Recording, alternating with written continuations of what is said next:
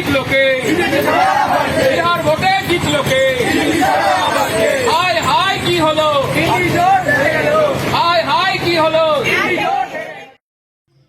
বিহার বিধানসভা নির্বাচনের ফলাফলে উচ্ছ্বাস ছড়িয়ে পড়ল মালদার গাজলে। শুক্রবার বিজেপি জেডিইউ জোটের জয় উদযাপনে গেরুয়া আবির উড়িয়ে পথচারীদের লাড্ডু বিলি করে আনন্দে মাতেন স্থানীয় বিজেপি কর্মী সমর্থকেরা। গাজল 1 নম্বর গ্রাম পঞ্চায়েত অফিস সংলগ্ন এলাকায় অনুষ্ঠিত এই বিজয় উৎসবে নেতৃত্ব দেন পঞ্চায়েতের উপপ্রধান ও বিজেপির গাজল 1 নম্বর মণ্ডলের সাধারণ সম্পাদক প্রদ্যুৎ নারায়ণ সর্দার।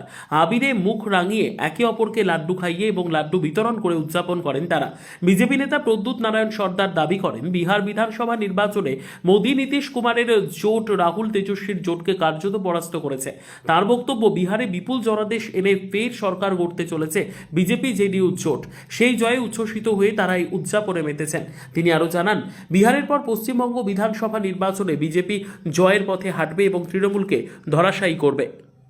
নির্বাচন ছিল, সেই নির্বাচনে আজকে হচ্ছে ঘোষণা গণনা ছিল। সেই গণনাতে আমরা যার রেজাল্ট এখন অব্দি দেখতে পাচ্ছি, বিরোধী বলে কিছু নেই, বিরোধী শূন্য হয়ে যাওয়ার মতন অবস্থা।